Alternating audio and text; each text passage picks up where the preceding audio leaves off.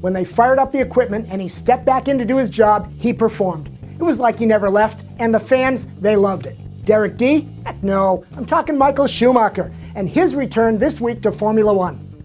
But Derek gets the credit, or the blame, for the stories in this shakedown about what's going on with race car looks.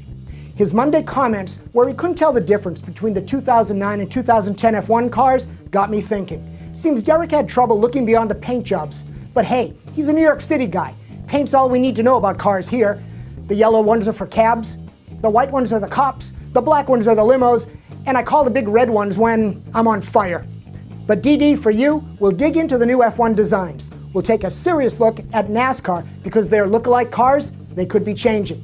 And we'll give you the heads up on a new look Indy car that'll debut next week at the Chicago Auto Show. Time Attack, I swear to God we'll cover it before their season kicks. This is Shakedown.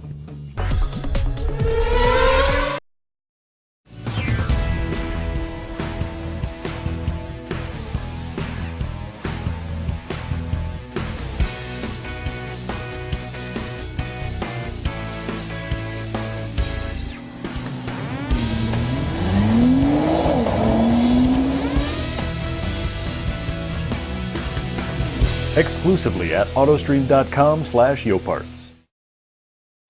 F1 debuted this week cars from Ferrari, McLaren, Mercedes, Toro Rosso, Sauber, Williams, Virgin. And from US F1, still that unfinished tub. Red Bull, Force India, and Lotus next week. Stevens GP on 225. They bought the 2010 Toyota car and engine. Everything, except for the gas pedal. I just had to say that. Stevens already shipped their equipment to Bahrain, even though they're not an official team yet. But with the TBD debut dates for Campos and US F1, why not? Okay, DD and viewers, here's the top line to the new 2010 F1 designs. Number 1, longer wheelbase to carry double the fuel. No gas stops this year. Number 2, really raised noses and bigger swan neck fronts versus the low-nose 2009 Braun look to get more air and aero under the car, to compensate for the smaller 2010 front tires and for the rear diffusers. Number 3, side peak noses ripped off from the 2009 Red Bull design to prevent air spilling into the side flow and to raise the suspension mounting points for better working geometry. Number 4, more shark fins, again to keep the air flowing smooth. Number 5, no more wheel covers, so now we can see the different spoke designs. And number 6, more new diffusers. You all know the diffuser is the underbody area that sucks air out to create downforce. The rules limit the diffuser size, so you can't do something like this Time Attack car. The rules also define the horizontal planes for the car and the diffuser, but not the vertical. So the loophole, holes are cut into the vertical to grab the air and move it above the legal diffuser to the second one, more downforce.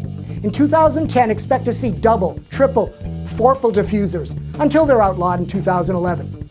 And then there are the cool details. The mustache ride rear wing on the Renault, the checkerboard carbon on the Toro Rosso, the center post roll post on the Mercedes, and end plate mounted rear wings eliminating the draggy wing supports. Hey, in fairness to DD, these cars probably do all look alike. But to me, it's the details that are the difference makers, and much more interesting than the racing politics and the soap opera BS. Like, hey, Schumi visited the Ferrari trailer and had the aglio e olio spaghetti lunch. He did, and who the F cares? NASCAR, a cringeworthy topic around here, except things are changing. It seems car makers are demanding changes. And NASCAR, surrounded by angry promoters, TV partners, advertisers, fewer fans, and lost revenues, they know they're screwed.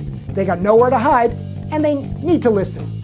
So by 2012, we may see NASCAR race cars that look like real cars. Think of the tube-frame Grand Am Camaro or the Aussie V8 supercars. Also think stuff that ties race cars closer to the production car, like fuel injection, sequential gearbox, electronics, and some green tech.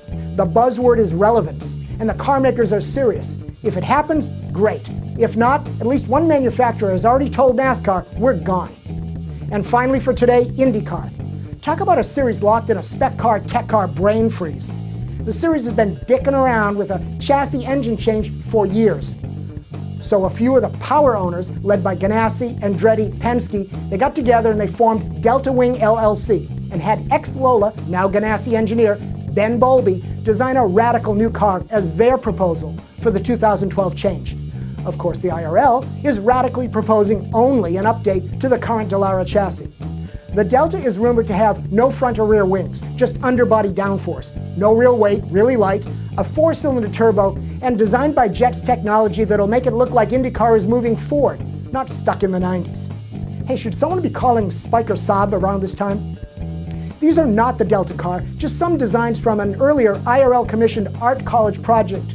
So there may be hope. The real Delta debuts at the Chicago Auto Show next week, and we'll follow it up if it's worthy. Hey, Derek, good to have you around. You know, I needed a chew toy. I have no idea what we're talking about, JF.